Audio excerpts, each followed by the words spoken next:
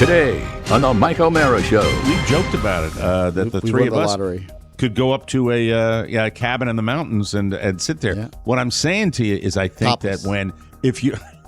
Okay, I'm saying to you... Picture that. Hey, Pony, did he come in a-hole mode today? I know. I don't know what's I up thought we're with having him. a great time. Oh, by the way, knock back 5 of those beignets, have a big cup of that chicory coffee, and then go back to your hotel room where it'll be just... The head of Court TV said, quote, I don't know what he would sound like. What would the head of Court TV sound? Court cases that are as high profile as this one often create a lot of noise, and it can be difficult for viewers to break through these distractions, to have a clear picture of the facts, but that's where we come in. All that and more. The Mike O'Mara Show starts now.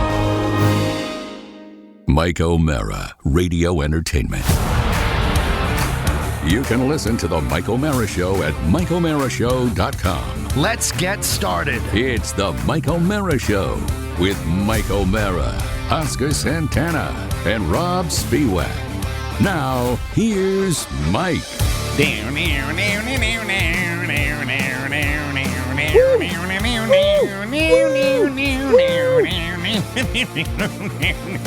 The question is Rob's liver going to come back like Kansas did in the national championship game? I get a lot of questions these days. And let me tell you, I talked to our good buddy Rob. His optimism in life is something that we should all strive for. I think that, I would imagine that it is infectious optimism that... He's so happy. I like the idea that he's participating. Rob, by the way, still doing plenty of work behind the scenes. He wants to come in tomorrow. I keep fighting him about it. I'm like, dude. He wants to come in tomorrow? Yeah, I'm just like, come on. Like, I want you to just focus on you. Now, do all the show stuff still, but focus on you. Well, telling me, I think that this week was more than last week, where he's coming in from home and he's going to do another break at the beginning. That's when we need him, and then he can go, do his thing. Down. I yesterday speaking with every time I see him joking when we've got a thread going. The question is, that you and I are of the mindset that we worry because we want to see him get the right doctor to get friggin' May. It makes me want to scream. That's the only negative that I've got. I love seeing Rob's attitude and the willingness that he has, the desire. And believe me, folks, it ain't about the moolah. It ain't about that. We are supporting Rob through this thick and thin, whatever he needs. Full scholarship during this time. You don't need to put it like that.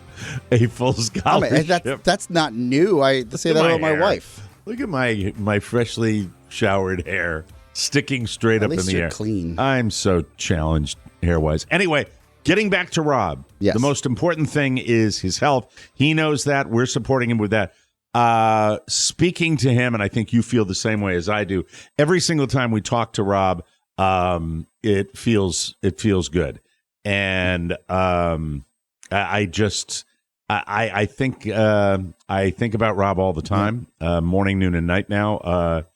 And it is, the fact that we just celebrated a 30th year anniversary together. We've been working together a long time. We know each other very well. Speaking to him gives me a positive vibe about the situation. I like looking at him, seeing that he's getting better and better. And, we'll see where we go with this. I just top of mind. Why can't the appointment be today? Just so we can know where he is, what he's going to do, what the prognosis is. I think he's loving the attention, though. You're too cruel. You are too cruel. I think. All right, you want your negative? I'll throw. That's not a negative. That's he's also good at being sick. I see his thread. Right? Is he not good at being sick? He is. Well, I don't know. What I'm saying, is. He's good saying, I'm going to take a walk today. The only reason that I popped up is because I got a notification that his Wordle's been posted. Yeah. Like, if I see another one of those, I don't know what to do. How about you post availabilities for certain doctors? Like, I don't know, draw some charts, make some phone calls. That is our dilemma. Yes. That is our dilemma. To each their own, Mike. If something ever happens to me, I'm not even going to fight. I'm just going to order premium services to adult video services and move on with my life. I don't know. We have given him input. The listeners have given him input. I love him. He's handling this the way he handles it. All I know is when I talked to him yesterday, I felt better. And then when we were exchanging our love letters after the show, I liked it even more because we all call each other a-holes. Well, when you listen to this segment, of course, you understand why. Yeah, why that happens. But it's frustrating. It's so top. Mike and I, we have a pre-show meeting, and none of this was in the pre-show meeting. It's just top of mind because I saw a little notification that Rob Spiewak has posted, and I'm like, what time did he post his Wordle today? Let me look. I'll give you the exact time. We're taping early today. Thank you, Mike. Heart start. I was here on time. Well, I still allow a 5-minute buffer for you. It's fine. I was excited. I high-five Pony. This is at 8:37. All right.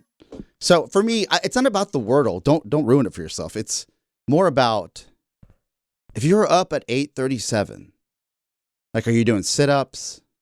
Like, what's happening in that world? Right? I don't know. I got to go visit him. Well, just getting up and doing your Wordle. Getting up, lying in bed, doing a Wordle. He's recharging. Is the way air squats. I understand it. And he still has the what would it be? Tired voice, right? Yeah, it's a weak voice. Right. That kind of So I think that got better than the last time we talked to him. A few more coats of saliva, hopefully by Thursday. So that's it. He's listening to this. He is. Hey, by the way, posting Wordle. What is posting Wordle? Do you post that you solved it? Yes. But you don't give it away, right? How many? There are two schools of thought. I do it usually every other day. People write how many turns it took for them to get the Wordle. They're either bragging or okay. All right, so that's what it is. Yeah. So it shows your stats. By the way, thank you for sending the new one. I didn't put it in yet, but I got the new one yesterday, and I will be installing that. So thank you for my. Is it battery operated or do you charge it? You will charge it. So have a charger on hand. Don't let anybody take it from there because that's the kiss of death. Yeah, so you keep it attached to the charger. Computer. It's really attaching it to the. No, you can unplug it, but when you need a charger, you want it right there. Yeah, sure. All right, yeah, I understand that. Sure. It is all right. So when I talked about the post gaming for my auction the other night, I am here to tell you that I said this to Marv. You've heard me say this on the show. Well, you've burned before. friendships. No. I don't think that is even relevant. I think that text is so irrelevant. Okay. It's just, first of all, I went back and looked at it again, and each time I look at it, it gets softer. And it gets more cryptic, where you could interpret it any other way. And the other thing is, from Yuba. I don't expect any response. I don't expect any response on that. Okay, and I don't care. You're clear. I don't care. I only care about my buddy who I haven't seen, and if he heard anything about it. And I don't think so because it wasn't definitive, and it also is. I could see. I mean, Will Smith was upset when they disrespected his wife. I get that. You're really going to make it at that level. That's really nice. Thanks. I love it when we tape early. I love it when you come in early with this energy level you have that makes me angry. So the days have seemed longer. Little hotter down here in Florida. Kind of another heat wave. April so far has been a little warmer than normal, so that gets unusual. And then last night, and this, I am not a good dad. I am not a good dad when I get out of the car. And I tell Michael we're running a little bit late. He's supposed to be there by 6 o'clock, but they warm up at 5:30, and we're there about 5:40. And I'm like, Michael, run over there. And then I go over to set up my easy chair where I'm going to have my eyes open, but I'm not going to be there for the whole game. And Michael comes running back around the dugout and says, Coach wants to see you. And I'm like, here we go. Here we go. They're down a man again, and it's going to be me. And I'm fine with that. But I don't indicate to the coach because I already have a relationship with the coach where he kind of knows me. So we're going to need you to, I said, do you need another body tonight, Coach? He goes, yeah, we're going to need you. And I literally will show you. This is the God's honest truth, Oscar. This is how I react. Wait, so you're on the bleachers. You're on the bleachers. I'm standing on the field. Oh, I'm you're standing on the okay. field. I go walk out to talk to him, and he he says, we're going to need you again tonight. And I go, oh, no. because I just wasn't into it. What he's going to ask me to do is he's going to ask me to be the bench coach. Yeah. And this is what the no name, a known success entity. This is what the fat man does. I go over and I say, well, coach, listen, my legs are sore.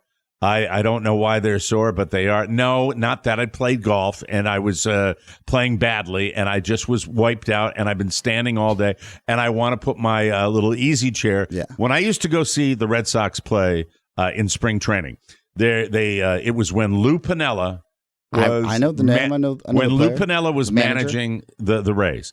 And Lou Piniella during spring training would set up outside of the dugout at a spring training ballpark with a real dugout. He'd set up 2 lawn chairs, and he'd usually have a grandkid in one of the lawn chairs. And he would sit in that lawn chair for the entire time he was there watching the game. It was hysterical. I said, is it okay if I do a Lou Piniella? I don't think the coach knew what I was talking about, but I set up my lawn chair right next to the dugout where I could yell at the crumb crunchers to get ready. And in that same discussion, it was I was informed that one of our coaches is moving to Wyoming. And so what? No, everything's fine. I'm just curious about. I'm just checking who texted. Oh, me. you got texted. Right okay, here. never mind. All right. Yes, I said what? I'm like, we're having a conversation here. It's not like you're like if you're just sitting and yelling that you can do that all day. Right. Like we do that on the show. Yeah. It's fine.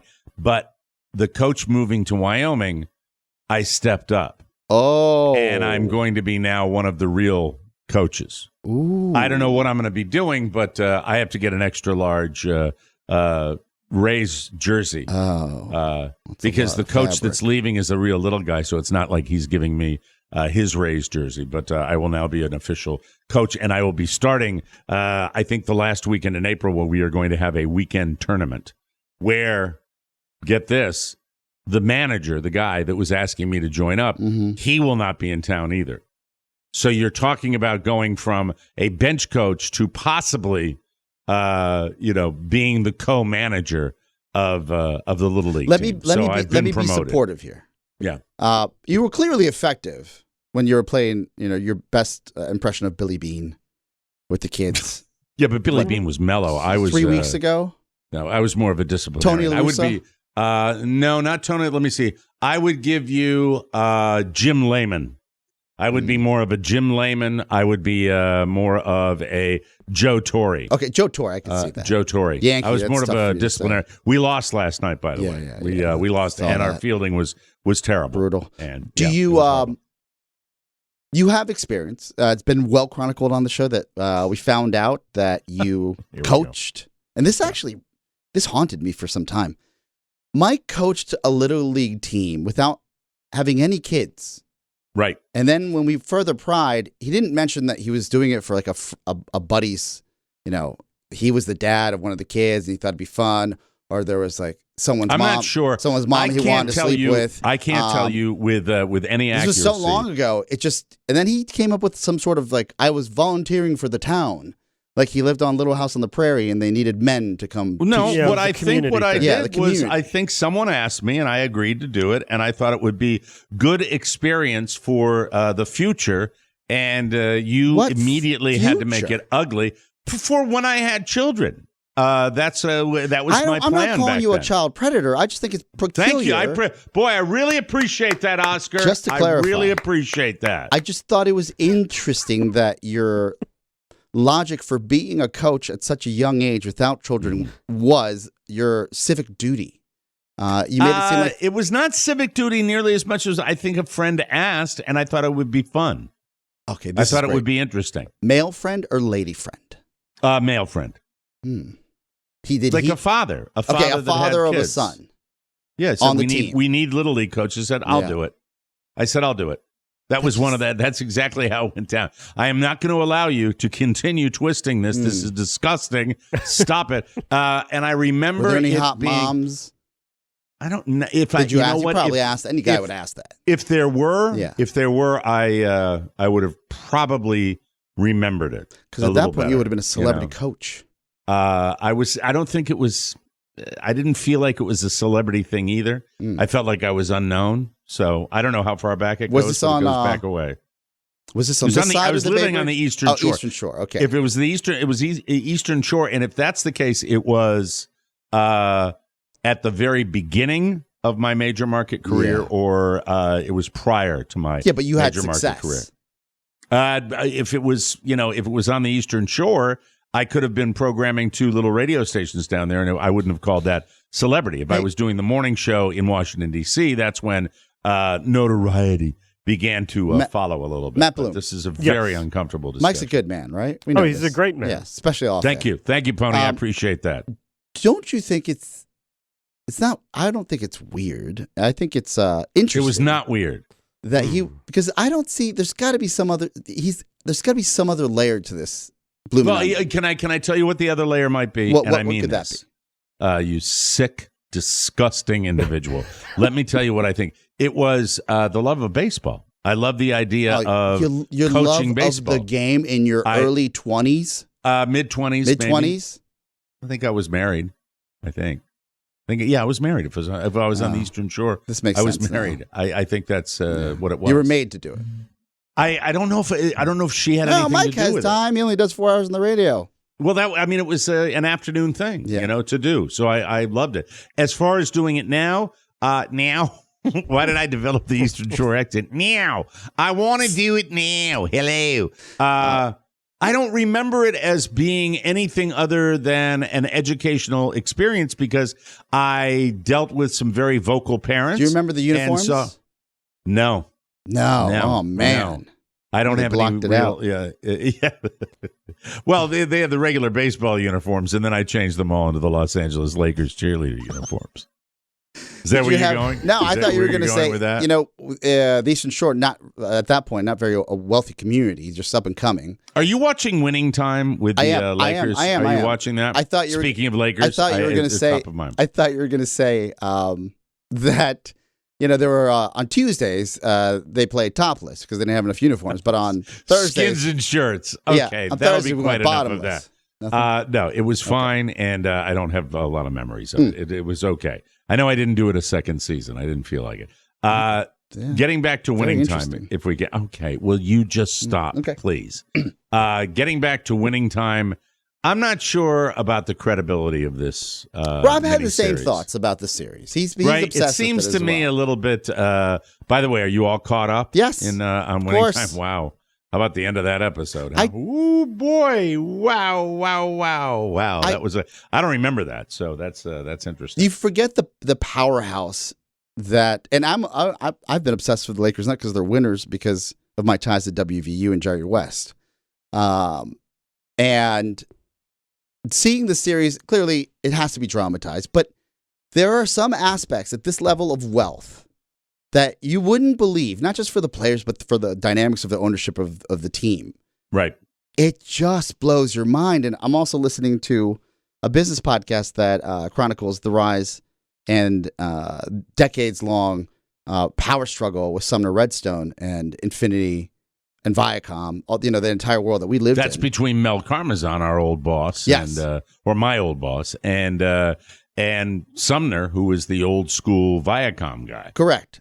And And I think they butted heads a little bit. And his takeover of Paramount and all the business tactics of how the media empire was built. CBS, then eventually CBS, and then the fight with his own daughter. Because, Yeah. and this is why these shows are made. There are some murmurs and there are loose rumors, and I could see this now after listening to this entire story arc of Viacom CBS, that our favorite show, Mike, on HBO, Succession, is loosely based on this empire crumbling and the infighting. I can see that. I also can see that that extreme wealth at that level can it's almost like the power statement where they say power corrupts, absolute power corrupts absolutely. And when you talk, great wealth can make you kooky. Absolute wealth makes you totally kooky. Yeah, totally insane. I get that vibe. My brother's wealthy, and I'm fighting him over an under cabinet like wine fridge. Your brother's still worried about that, and that means he's sane. All right, yeah. I'm talking about the kind of wealth that you and I are not really ever exposed to because they're insulated. That. All right, and when you watch something on television, you see portrayals of it on TV. When you look at Jerry Buss, you look at the angst and the inadequacy and the self-loathing behavior. Oh my God! And everything that made up him. You look at other people, but that drove him. Right. That drove but look him. at all these guys. When you look at Jeff Bezos and you look at Bill Gates and you look at these men that have all of this, it is not like having amassed that kind of wealth makes you spectacularly stable. It makes you quite the opposite. I believe this. When you look at the behavior patterns of a guy like an Elon Musk or a guy like a Sumner Redstone, who was another very, very eccentric individual that had all that money. I think if you are prone to certain behaviors, the more of that money that you get, those behaviors are going to be exacerbated. They are not going to. It's not like the money's going to make you calm down. It's going to make you worse, and your issues that you had before are going to be 10 times Mike, worse. You just blew my mind. I should have known this. I could have seen this. It's like show business. If you're talent, but you can buy the company. So it's like the talent gets away with murder in show business. Talent gets away with murder, and there are people that are in it for the work. I believe that's if you're talking about, let's say, motion pictures and television programs, or primarily motion pictures. I always go back and I use him as an example. I think somebody like a George Clooney, who is just never in the spotlight. Yeah. You never hear about George Clooney doing that. George Clooney, I think, loves making some movies and loves being involved in the world, marries a absolutely brilliant woman. I don't think you've got certain celebrities that they're always splashed all over the place because they need. Will Smith and Jada Smith, the latest example of this, where, that behavior is that wealth and that power and that success that they have accumulated. And I'm not going to say they, because I'm going to talk about him. Mm-hmm. He's the one that did the slap. That has done nothing to help him with whatever issues he has, obviously. It's incredible. And look, as someone who has behaved badly and in you were public, rewarded handsomely for it. Well, no, you're talking about the radio show. Yes. I'm talking about just afterwards when I got into a brouhaha with a guy at a bar after I got laid off. That was when that happened. I think that is, that desire to ride the white horse that we are raised with in this country. And we didn't talk about this when we talked about the Will Smith situation. When you're supposed to be the knight in shining armor that defends your lady, my last skirmish, a legitimate bar fight, where I went outside with a guy, was me thinking, well, I'm defending the honor of my wife. He made a horrible comment about my wife, and I went outside, and I'm not going to share it here, and that's when I did this. We think if we're broken, and I think to a degree I am, that's going to be the solution when it's not. And, all the money and all the wealth in the world that Will Smith has, he still sat on that stage. And there's a part of me that can understand exactly how that went. This guy is saying something horrible about my wife, who I have seen suffer. It's not a debilitating, horrible condition. You lose your hair with alopecia. But he thought, as the husband, this is I'm going to come to the defense of my wife. And because it's on that national stage, and he is Will Smith, superstar, power broker, movie mogul. He broke. It can happen to anybody. The thing that I've learned in 62 years on this planet is that if you are someone that has figured things out to a degree, and by the way, everybody's human, everybody can F up. It is inevitable. Somebody will F up. But I use Clooney simply because you never hear about the guy. And when you look at who he married and where he lives and how he stays out of the fray and how he still makes movies, I've always admired the way he manages his career. I think he's one of the templates for how to do that. Jerry Buss, as he is portrayed in this miniseries Winning Time, The Rise of the Los Angeles Lakers, it looks to me that this guy is portrayed to have all these issues that, it has nothing to do with the Lakers or winning or any of that. It has everything to do with this guy's effed up relationship with his family that, all the money and all the Laker girls and all the championship rings in the world won't solve. Is that relatively accurate about him? That is accurate. That is accurate. I think it's fascinating that look, does money make things easier? I would imagine so. But the dynamics of the maneuvers and greed and slithering around that comes with that type of wealth seems daunting. You say, does money make it better? Whew, I don't. You were happier when you were wealthier. I remember. That's so untrue. That's absolutely not true. That could not be further from the truth. You look pretty happy at WJFK jumping into what was, I thought, a brand new Range Rover with your 20-year-old girlfriend zooming away. You are putting stereotypes all over me. You look good. I was like, there he is, my hero. No, I was not. He just floated away. The car didn't even make noise. It's not electric. No, that was not the happiest. My happiest time has been, sweetheart, it's been with you for the last 13 years. It's 12 years. I get that. No, Yes, I've been happier. I have been happier with my day-to-day existence that in the last 5 years than I've been at any time in my life. And you know what? He's done it. Well, the whole thing. Yeah. I mean, it's been. Look, I went kicking and screaming. I don't want to say kicking and screaming, but I went into another marriage with a great deal of insecurity, thinking, what can I do? And Carl and I, it is not a dream scenario. It is not that we didn't punch through a lot of issues early in our relationship because of my situation and because of her background.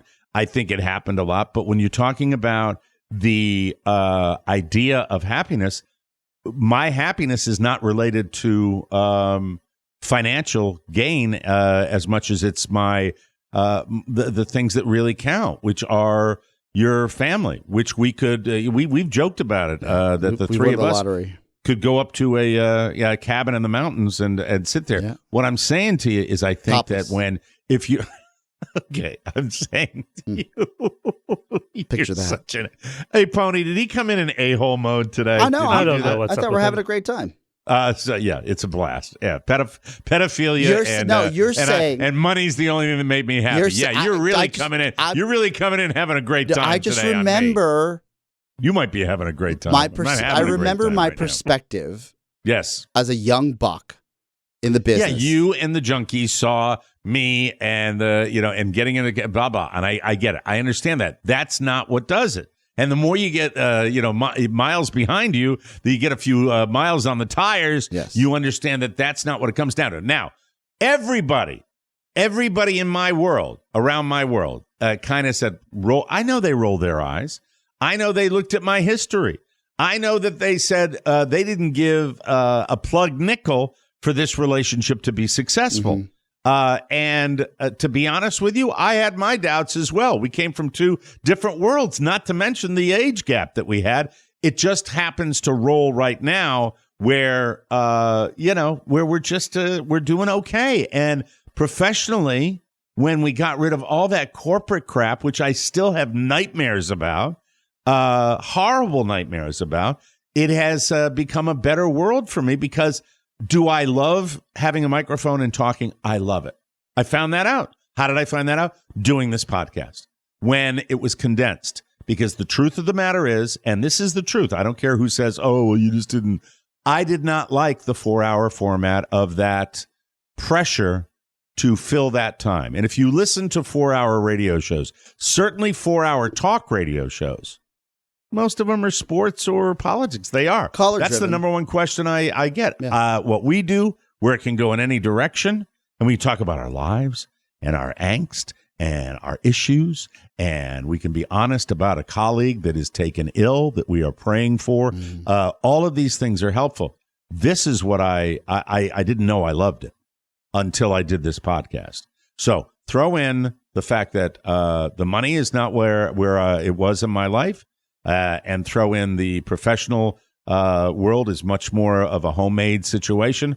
And, my happiness is that way. You cannot come in here and say, I was happier when I had money, because it's just not true, you hump. I stand corrected. But you looked happy.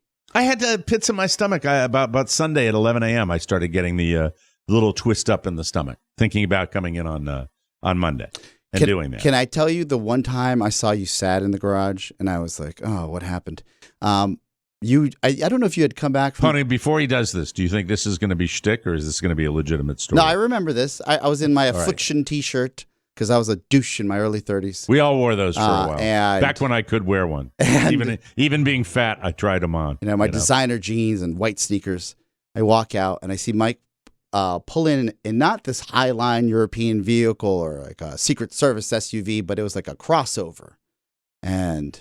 I don't know if it was a Toyota. I don't know what it was. Small and a white vehicle, if I'm not mistaken. I don't know. Okay, I think I know the one you're talking about. Maybe it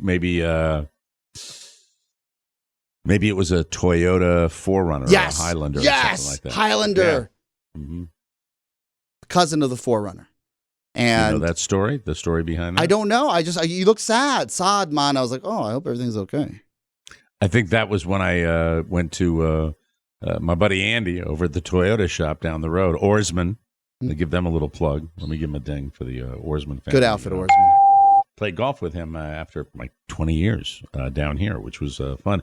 And that was when we had a little weekend. And my degenerate gambling was so bad that I looked at my wife at one point. And I said, "We can sell the car." We sold a car and traded it on a Toyota. That's what happened. Oh my God.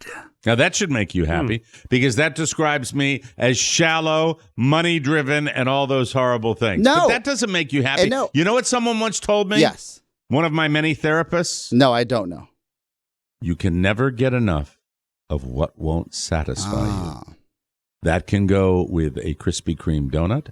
That can go with a bottle of alcohol. That can go with a conquest of women on a weekend. Mm-hmm. That can go with degenerate gambling. Porcelain I believe dolls. that philosophy. Mm-hmm. What's that? Porcelain dolls. Yeah. Although I think they bring him a great deal of pleasure. This is true. I really do. Do true. They, Pony? Yes, they fulfill me. Yes, they do.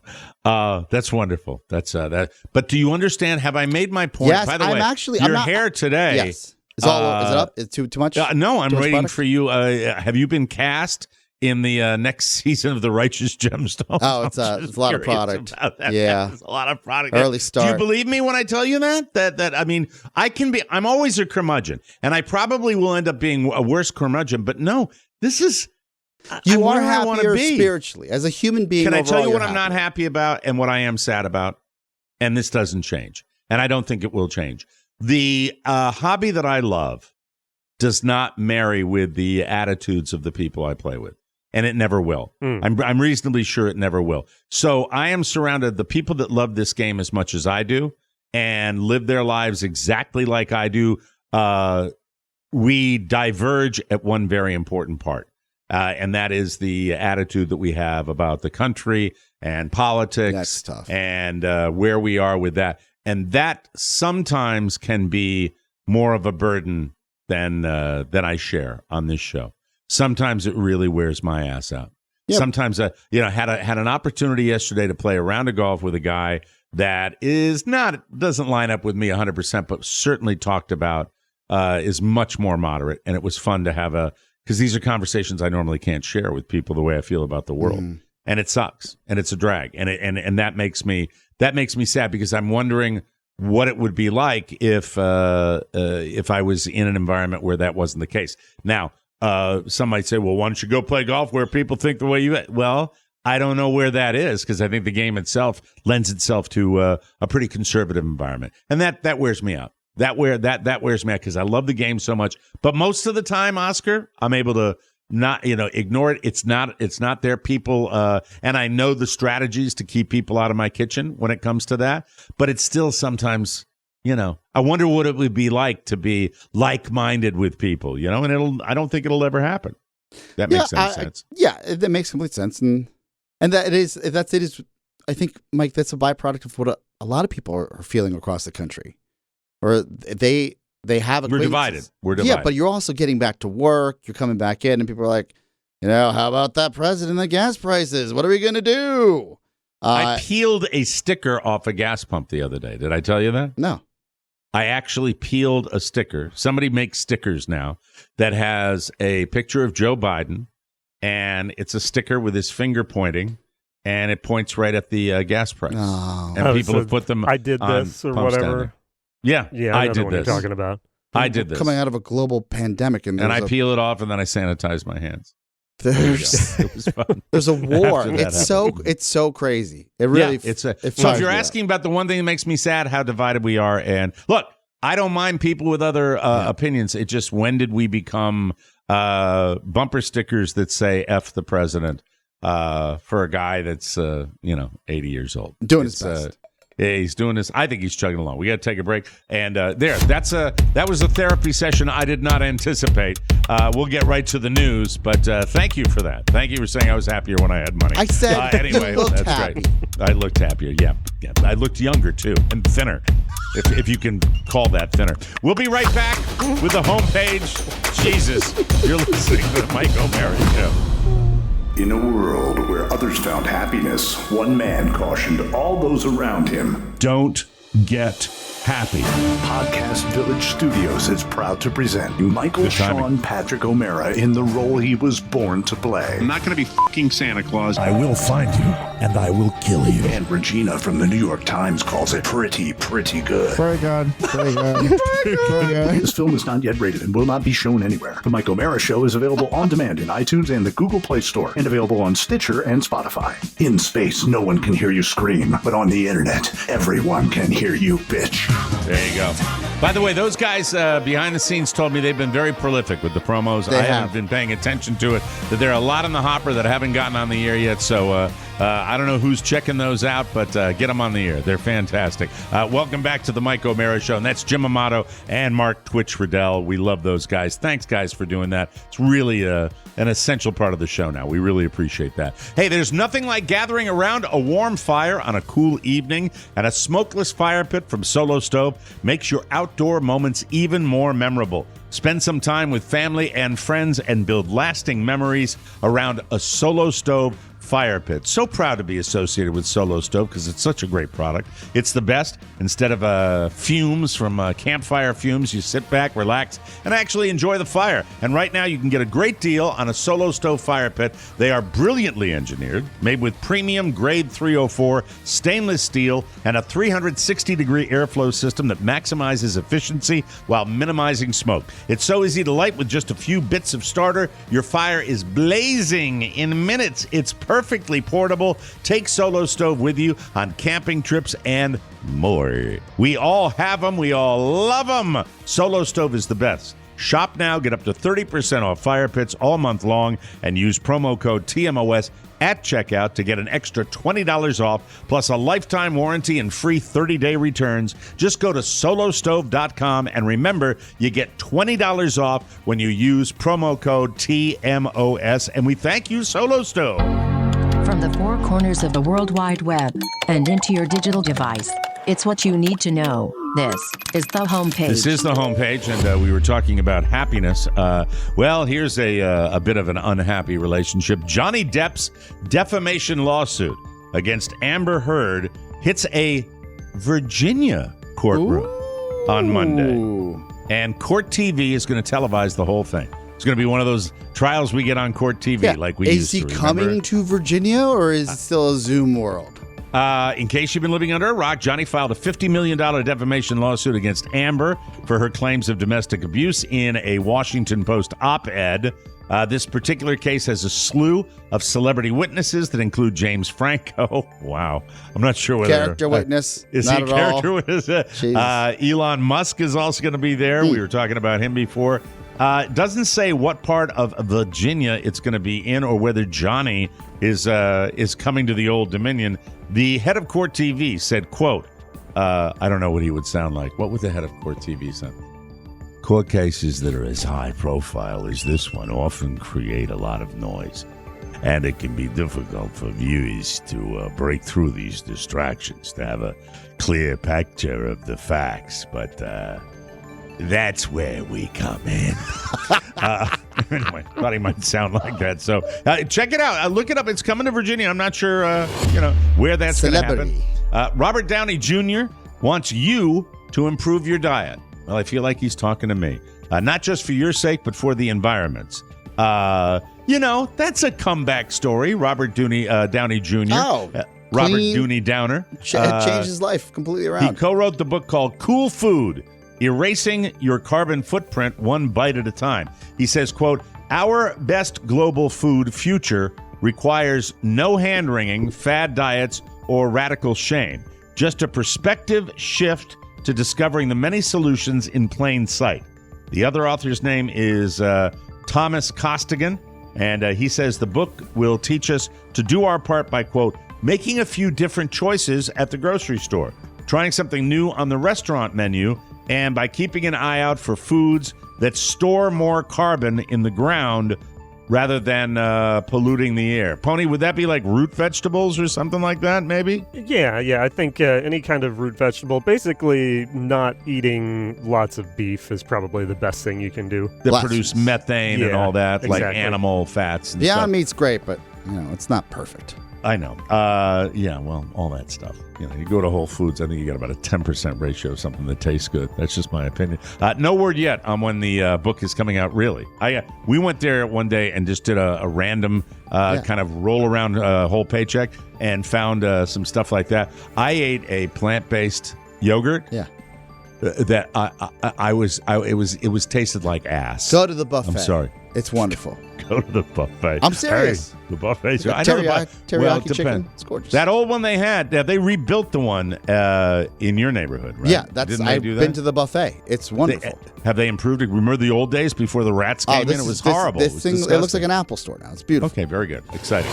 I never miss a Bieber story. Justin Bieber is gifting a month of free online therapy for his fans through a website.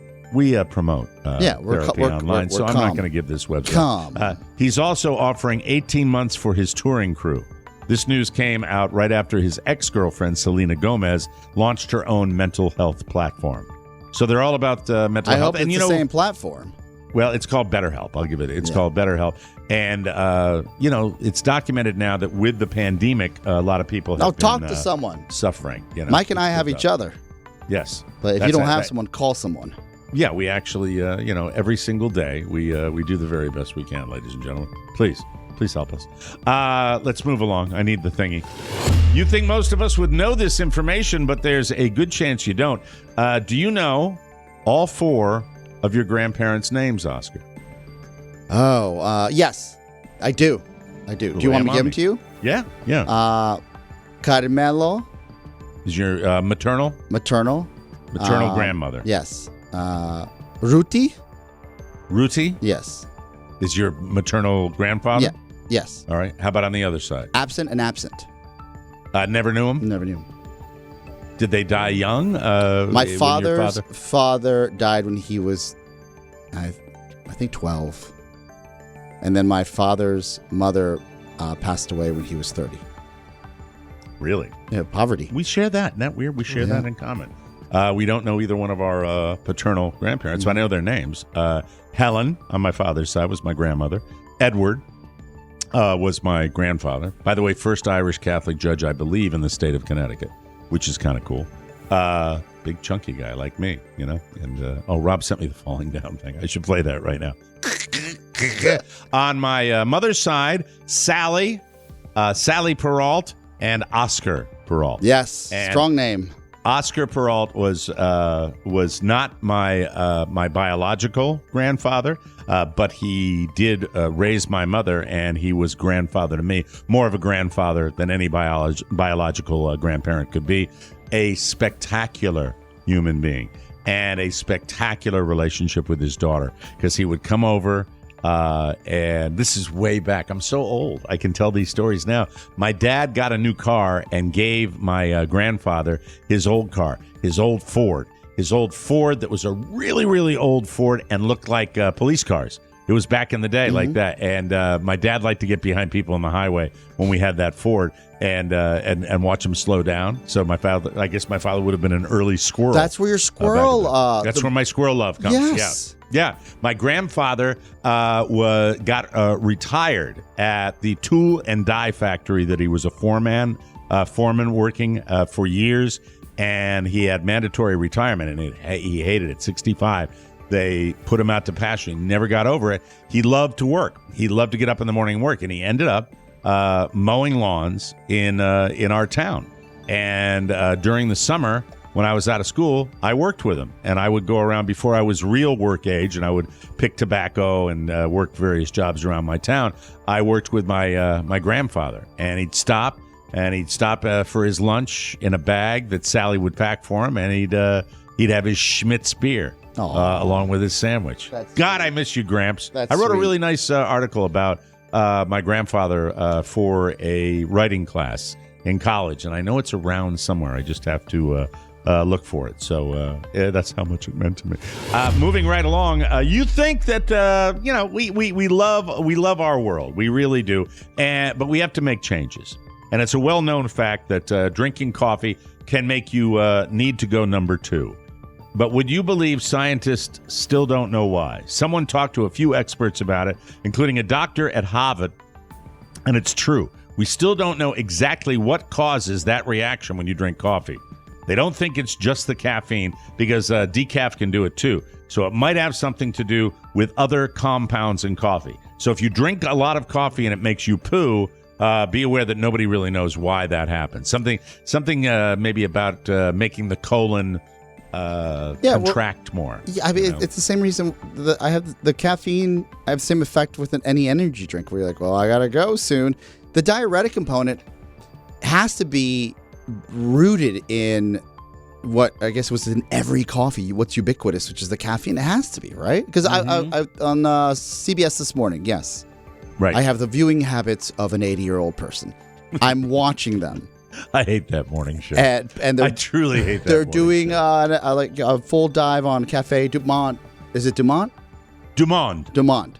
Café Du Monde. And the idea that they will not serve anything else than those little beignets. Beignets.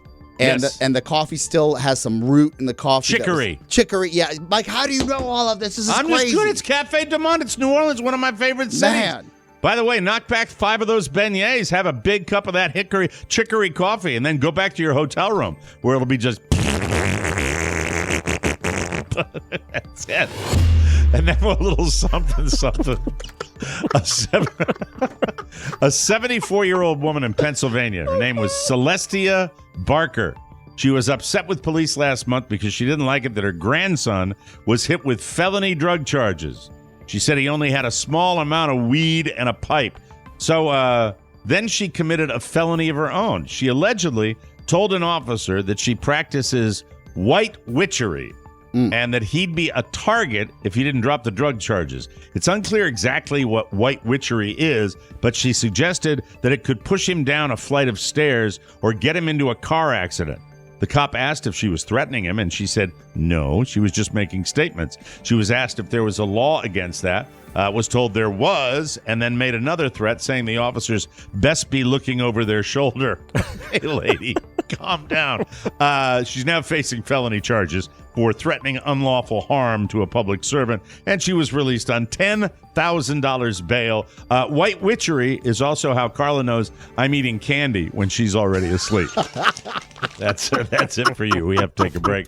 We'll come back with something. I want to talk to Oscar. Do you want to talk about that boomerang effect or the identity crisis? No, your choice. Boomerang effect. Boomerang effect. Yes. Sure. Sounds good. Maybe I'll give you a little psychotherapy today. We'll be right back with more fun and thrills. You're listening to the Mike O'Mara Show. Wow. Hey, y'all, I'm Luke Bryan. Hi, America, this is Luke Bryan, and I won't be satisfied till I get every one of your redneck dollars in my wallet. I'm here with Katy Perry, Lionel Richie, and he wears real tiny little jackets. This is going to work, right? I mean, this is going to be good. I make my own beer. It tastes like Take it from country music doofus Luke Bryan. Hi, this is Luke Bryan, and I never shaved my neck. From shiny new licorice hats to red Solo cups, I've got goose flesh. the Mike O'Mara Shopping Center has got you covered for all your hillbilly shopping needs. Golly. Just click the shopping center banner at MikeO'MaraShow.com. Ain't that right, Luke? That dang old internet, man. Click, click, click, click, click, click, click, click, click. It's real easy, man. Welcome back to the Mike O'Mara Show, brought to you by Dadgrass. I'm going to say it the right way today.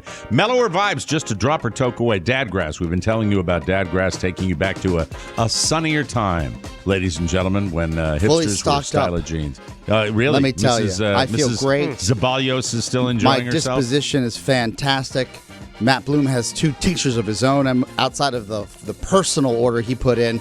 Matt, how are you feeling these days? Oh, I'm feeling great. Feel like $1 million. Do you really like the Dadgrass? That I it's love smooth. It's smooth, right? It is smooth, and it's much easier to enjoy than other forms of grass. CBD. Yeah. It's great. Sit back, light up, and chill out the old-fashioned way. Sweet dreams are made of CBD. Dadgrass is legal, organic, smokable hemp that relaxes your body and mellows your mind. Their 100% organic pre-rolled joints are very low in THC and high in CBD. So that means you can enjoy the effects of CBD while keeping a clear head. And if you want the toke without the smoke, Dadgrass has a CBD tincture made with the same high-quality hemp. It's easy to dose, and the effects come on smooth. Chill out without getting stoned. It's like having a glass of wine instead of the whole bottle. Whether you're looking for a new buzz or a chill way to enjoy an old favorite, Dadgrass will leave you in a euphoric mood. All Dadgrass products are federally legal for ages 18 and over, and it ships right to your door anywhere in the U.S. And you heard Oscar and Pony. They love it. Yeah, right we're now, not Dadgrass. potheads, Fokker. Like, That's we right. love it.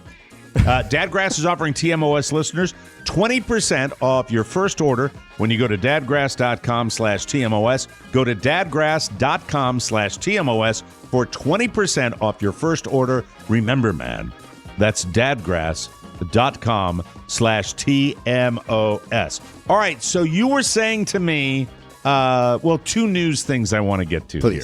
I want to talk about people wanting to come back to work with the boomerang effect. And I also want to mention to people, just digested an awful lot of Ukraine stuff yesterday. Don't forget, please don't forget, guys. Don't move on to the next thing because this is still going on. The war crimes. Yeah, they're doing that. I mean, oh, God. Look, it was a known fact, right, Oscar, in World War II that, the Russians were far more barbaric when they would liberate a town or take over, turf from the Germans. It's documented that Jews in the concentration camps would prefer the Americans to liberate the camps than the Russians. The Russian army has this unbelievably barbaric reputation, and obviously they're doing more of the same in Ukraine. The terrifying takeaway from yesterday's broadcast, catching up on the news, was that the first-hand accounts on the ground out of Kyiv, the people that were shot and the war crimes that the people were murdered and the rape and the townspeople that were raped, and you sit there and a common line is they're looking for Nazis. Yeah, these soldiers. The soldiers who are probably brainwashed. They too. think they're liberating these people. From Nazis. From Nazis. Yeah, and they probably believe it, right? But it still doesn't justify what they're doing. No, it doesn't. It's just shooting people on bicycles, running over people in their tanks. The justification is not even their lie. It's terrifying that they could cloak and they've brainwashed. Well, at least these firsthand accounts, the Russian soldiers who think that they're actually doing something for good. Right. It's scary. It's very scary. So keep it in mind. Look. Pressure on. I know we don't want to send troops over there, NATO, but NATO, United States, overdrive. Get them everything they want. Get them everything they want so they can wage this war against Russia. It's just a dragon. Don't forget. That's what I wanted to say. You were talking about regarding the other big story that has us all depressed forever coming out of this pandemic now, that there is now a boomerang effect. You were talking to me about that. It surprised me a little bit. I was actually shocked as well. On CNBC, Squawk Box, program of note.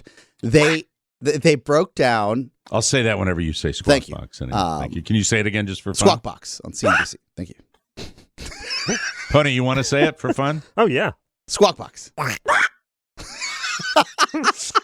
Yeah, you can't have fun, you die. That's it. That's the way it is. When we had the Great Resignation, if you owned a small business, if you owned a Fortune 500 firm, if you led a team of 30, you knew that out of the blue, and no one saw this coming, at least I didn't, that once the vaccines were in place, people wanted to either leave, start new jobs, go and travel, resign. Yeah, I remember it was a big deal that people couldn't get, nobody was hiring anybody because they couldn't get people to come and work. You're saying now things might be changing? Because that might be good news, right? A report just came out last week. This is Thursday of this week, but last week on Friday, that said that 65% of those who resigned or left for a different job, which I thought that was going to be better, the grass is greener on the other side, you always believe that, would love to get their old jobs back. Now, the jobs you're talking about, right, were people maybe taking more, I don't want to use the word dumb down, but taking jobs that were less responsible than their previous gigs. Is that right? And now they want to come back to their old stomping grounds because they want the money. I mean, this seems to me it would be good news. People want to get back into the workforce. It's good news. It's good news for... It really depends. It's good news and bad news. The playing field for work-life balance has been forever recalibrated, which I have bought into. Initially, I was concerned, but I have bought into. It's healthier for everybody all around. By the way, I'm buying some stickers that we're going to place on computers that'll be pointing at the people to come back to their jobs, and they'll say Biden did it. Just kidding. Sorry, that's just for the people Get to that I work. guessed. Sorry. The Great Resignation and people leaving jobs that they'd been at for years that were safe and established meant that people were either leaving to start their own business, they were leaving to go to a startup, they were leaving to travel. So the travel aspect of people wanting their old jobs back, that makes sense because you've been able to stack cash for almost 2 years in the middle of a pandemic. Right. Then you feel like you're wealthy for the first time in your life. Go live your best life. Fine. You come back, you realize, oh, I got to work now. I'd love my old job back. Makes sense. What's shocking to me is the people that left and went to another job that are gainfully employed but would love their old job back. That's shocking to me. Why is it shocking to you? Because the common thread and common line I saw firsthand, and I also looked at, with other business owners and discussed that ad nauseum of like why people were leaving was they wanted to try something new. Mm-hmm. Was it just because the new wasn't for 65% of this poll? Was it the new wasn't good enough? Can I tell you what I think it was, Yes. Oscar? I think it was a question of whether you're young or old, less when you're young, but more that somebody that would be like in their 40s or 50s where they said to themselves, I have read stories at the very least, and in many cases been touched indirectly by people I know with this pandemic and people buying the farm. And I think there was perhaps a collective attitude of life is short and I need to take advantage of what I want to do when I want to do it.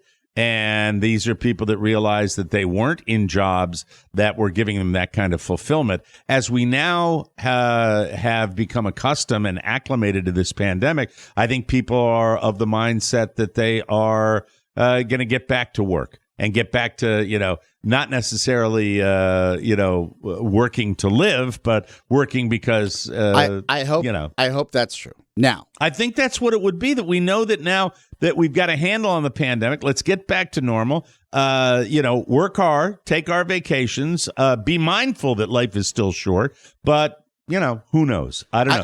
I think it sounds good for the workforce. The reset's the better place, but not everybody believes that.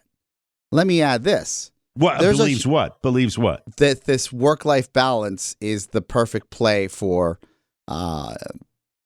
what's best for business. And I'll give you some options here. I'll give you some examples. There's a big uproar at Apple and Goldman Sachs and Google where they're like, hey, in April for Apple, we're going to start this hybrid. Like you have to be at work at least 3 times a week.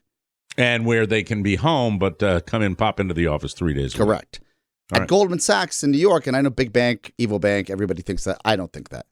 But if you're a big bank like Goldman Sachs, they said, no, everybody has got to come back to the office. You have to come back. So Goldman's saying, enough of this. Yes. I want to see Phil at his cubicle 7 a.m. Monday morning. So much so that they put a memo out that said, we're going to track your key cards. And if you're not, touching the pole at home base, there's going to be a problem. Pony, you see the smile in his eyes when he shares that? Oh, he likes that, doesn't he? Yeah. And he what loves do you mean, that. touching the pole? You go back to work. You're back in your I've seat. never You're heard back that. where you need to be. It's a term I learned in Little League when Mike was coaching. Remember when you tried that home experiment and it didn't last that long, Pony? Remember how that worked? Oh, yeah. I remember exactly why it stopped working. If you're effective from home, I don't think you should have to come back. I think that certain businesses are different. Certain businesses are you have to make sure the person is there because there's downtime where work might just pop in. I don't know the world of high finance or big industry, but I know that there are certain jobs where you probably could be more effective if you were at the office. Wouldn't that be accurate? A hybrid model works. I think a hybrid model is. Yeah, is the best I solution. think that's effective. But if you can work Right. from home and your output is greater than it ever would be, even in the office, or even the same at a high level of expectations, then do it from home. Live wherever you want to live. I feel for the people that I see now on TikTok, especially these like 20-somethings. They're like, I'm supposed to be back in the office starting in April. It's April. I thought we were never going back, so I moved to Philadelphia. So now I'm taking the train from Philadelphia to New York City. Yeah. But, it depends on the bottom line is ka-ching, ka-ching. If there's a paycheck there, that's the bottom line. That's the bottom line. If it's a job where your ass has to be going from Philly to New York, but you're pulling in, the multiple figures. But you left because you thought you were never coming back. I know. Kind of sad, That's but the burn. That's the burn. I don't know. I think it's better for the economy. Tough tease. That's the way I look at it. Anyway, that's it. We got to take a break. Hey, there you go. You found it. Fantastic. Hooray. Oh, by the way, Pony, I don't want to tease anything for the show tomorrow, but if you could manage to get me the Masters music that Rob has, that would be really, really fun. And I'm going to work hard on it this time. We'll be right back, everybody. I used to be the life of the party. And so he said, that's where I put my thermometer. No, I'm sorry. He's no. Everything's Oh, no. Yeah, Johnny's out. He was boycotted. He's an intern from like 15 years ago. Johnny, it doesn't no. work. It doesn't work like that. That's 2 mistakes in one break. That's all right, buddy. You're doing a fine job. Fine. You're my stinger. Welcome back to the Mike O'Mara Show. It starts for me in earnest next week, Noom, and everything else that I'm going to be putting in place. It's going to be a new world, and I'm prepared for it mentally.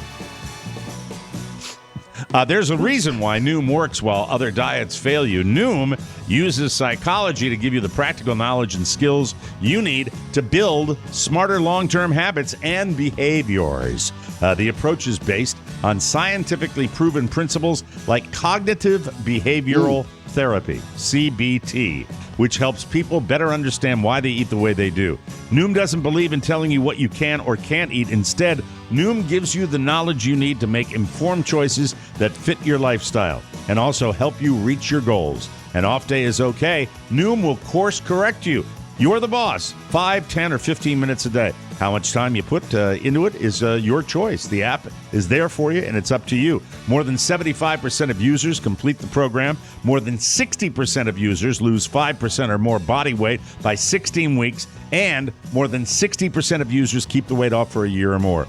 Oscar loves it. Carla loves it. Sign up for your trial and get psychologically based support and motivation. Let me say that the right way. Psychology-based support and motivation to reach your goals at Noom, Noom.com/TMOS. That's Noom.com/TMOS to sign up for your trial. Ladies and gentlemen. Yeah, one last little news thing, and then we can move on because I always like to pick Oscar's brain on this because, you're a closet news junkie. I know I talk about watching the news, but you're you're the nightly news thing that you do. I watch it at work. It's on in front of me.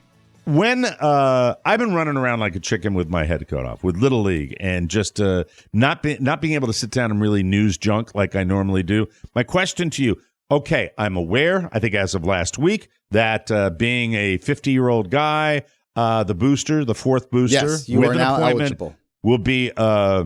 will be available to me. At the same time, I am also, and this is background noise for me, I'm hearing this in the background, that the fourth booster may or may not have a little controversy behind it again. Are they saying? What are you hearing about the fourth booster? Because I'm all in. If I just need a little more info. I've been dragging my feet on this one. Isn't it remarkable that we were begging for the vaccine? Not a year and a half ago. Yeah. And now you're like, I don't know if I'm gonna get. No, I'm not saying I don't know whether I'm going to get it. I'm saying I do not. It's the same. I thought I overheard. It's the same BS from before. Same BS from before. Same crap. It's the same. And the vaccine, the fourth time around, let's say, like, what else are we going to bitch about here? My father's vaccinated. My mom's vaccinated with the fourth shot. They're over 50. Why would you wait? So they've already gotten the vaccine for the fourth shot? Done. All right. I've been busy this week, and I am not. But I'm not saying I don't know whether I just am telling you that in the background I thought I had heard. Yeah, because something you've along got the this lines echo of, chamber of misinformation.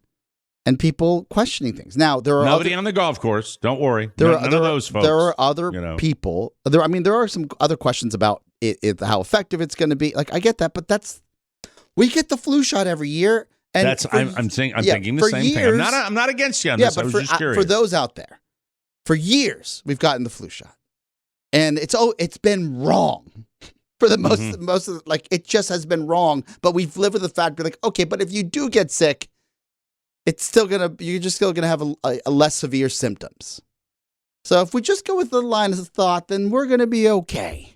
I don't think I'm gonna grow like a third leg or anything like that. Yeah, we're beyond. We would have known. We would have known by now. Isn't the reason we're finding out about this now because they have been testing it and they have been trialing it to see how it's going? Isn't that what it is? But also there are multiple new variants on the horizon.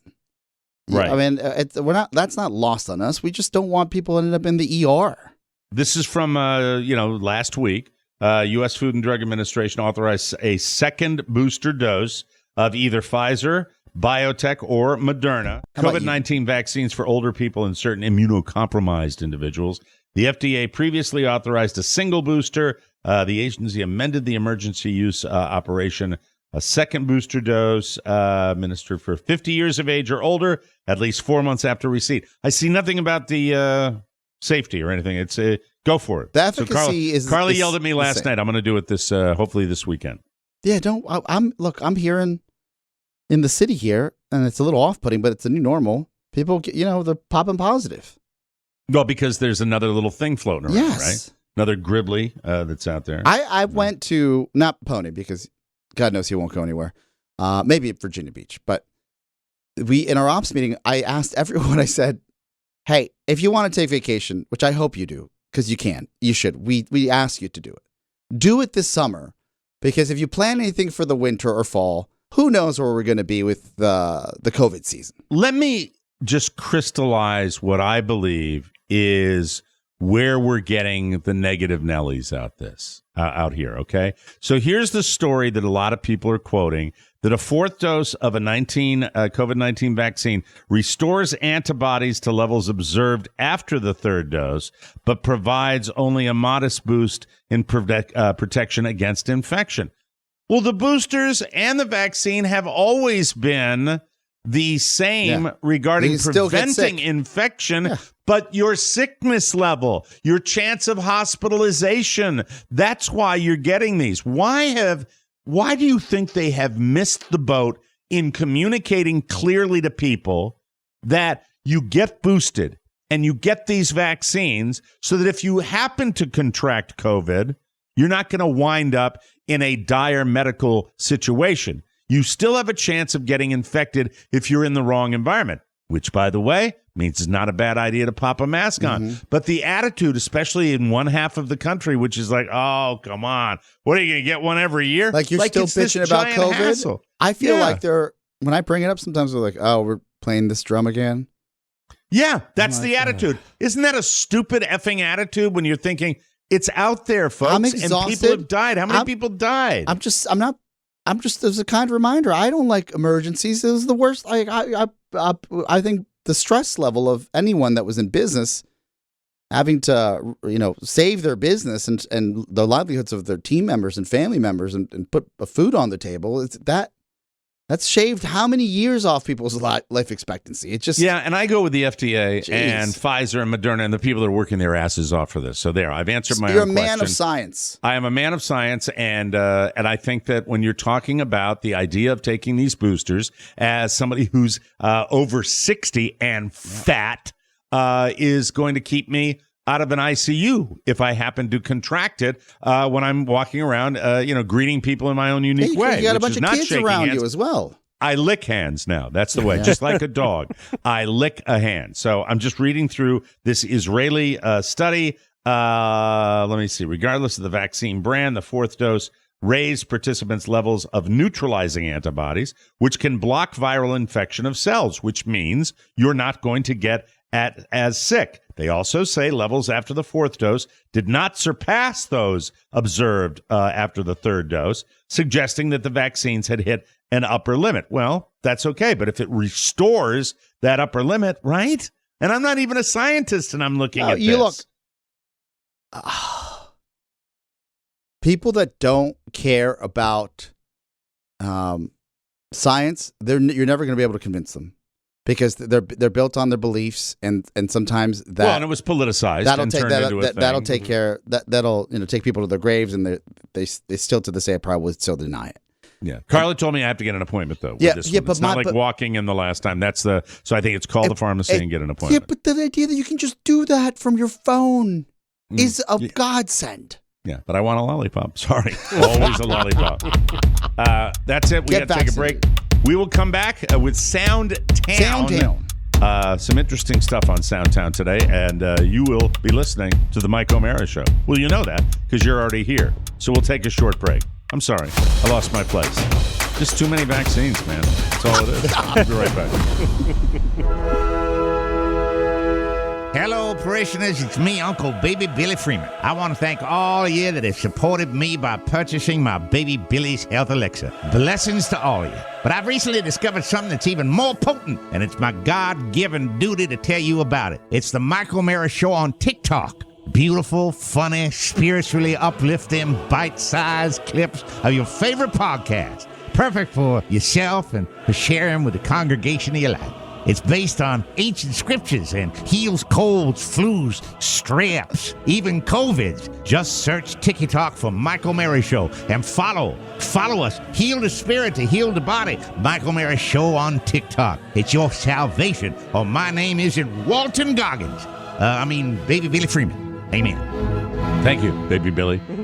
Hey, Oscar, guess what? Guess what? My AARP magazine came yesterday. Ooh. You know who's on the cover this month? Donnie Simpson?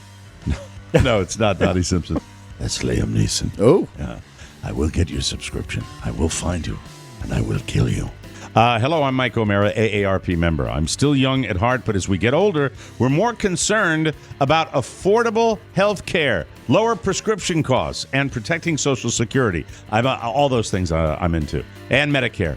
AARP advocates for you and offers financial resources, fraud protection, help. Great magazine. Information on joining local volunteer groups and much more. AARP knows you have a lot of good years ahead. I used to think AARP was just for old people, but anyone over 50 can truly benefit from family caregiving support, access to news and community events, driving safety tips, job boards, and resume advice, not to mention great discounts on things like prescriptions not covered by Medicare, and up to 15% off meals at participating restaurants. I will always say it like that in that commercial. AARP is the largest advocacy group for people that are 50 plus like me. I love all the benefits, and they can help me all the time. Don't miss out. Call now. Try the benefits for yourself. Go to aarp.org/TMOS to join for just $12. for your first year with automatic renewal. You'll get a second membership for free. Plus, AARP, the magazine, which I got yesterday. Love it, love it, love it. And a free gift. That's AARP.org/TMOS. Cue the Soundtown music, people. What's that sound? That's what a sound. Did you hear that? Make some noise. Soundtown. All right, Masters fans, if you love it, it's the best time of year for spectator I can't golf. believe and Tiger's playing. He is, and a little caveat, but he's going to see how he feels, but it sounds like he's going to be there, and he was there yesterday, and then he talked to the media. This is what he said. Well, as of right now, I feel like I am going to play. As of right now, my recovery has been good. I've been very excited about how I've recovered each and every day, and that's been the challenge. That's why I came up here and tested out for 27 holes. But it's the recovery. You know, how am I going to get all the swelling out and recover for the next day? So we've got another day of 9 more holes, and then come game time. Oh, man. So, I mean, really, when you think about this latest setback where people said, you know, he may not walk, he may lose his leg. It's incredible. It really It's a is real to see testament to the Hyundai family and the Genesis, that SUV. Right. Yeah, and way to go. I mean, it's fantastic that it saved his life. I didn't tell you that when we were in L.A. for Christmas, that road, like, it is very. I drove up and down it a zillion times. Palo Verde, yes. right? Isn't that Palos where it Verdes? is? Yes, Right. I drove up and down that road where he crashed a zillion times because it's dangerous. It's relative. It's curvy, right? It's not curvy like San Francisco. You got to pay attention. The speed he was, I feel like he hit the wrong pedal when he realized something was going sideways, because it just kept going straight. And to see it in real life, the crash site in real life, and how the brush was the debris, and see the houses that you saw on helicopters beforehand. Yeah, it's that just was amazing. wild.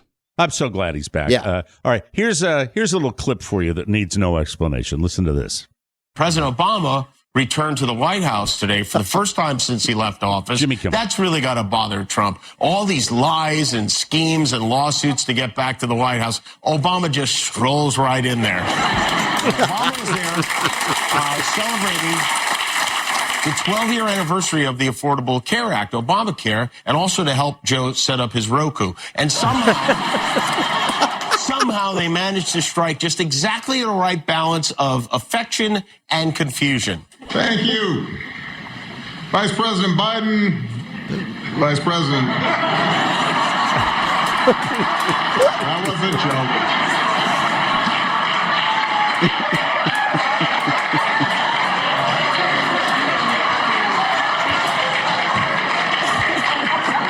That was all set up. Yeah. It was great to see him. It was like the White Men Can't Jump reunion at the Oscars. And then That's funny. That's Jimmy Kimmel, obviously. So there's a Canadian businessman. I'm sure he's a developer. He's a rich guy. He's got a resort, and he is doing some good. I love Canadians. I really do. He's up there, and I guess they're in the middle of a remodel for the resort that this guy uses, that he owns, and he's stopping it in its tracks so that he can support people from Ukraine.